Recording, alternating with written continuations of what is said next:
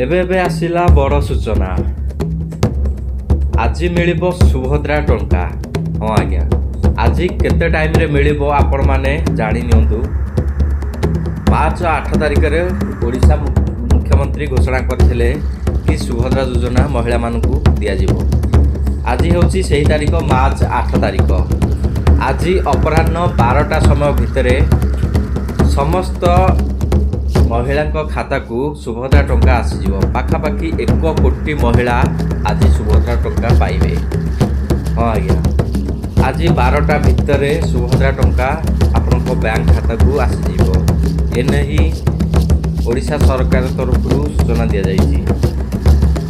5000 टंका आपण खाता को आज आसीज। आज हूँ मार्च 8 तारिख। आज हूँ से डेट जहाँफल आज हूँ मार्च 8 तारिख। आज आपण बैंक खाता को आसब 5000 टंका। एन उपमुख्यमंत्री जन कि आपण घर द्वार आगे गोटे दीप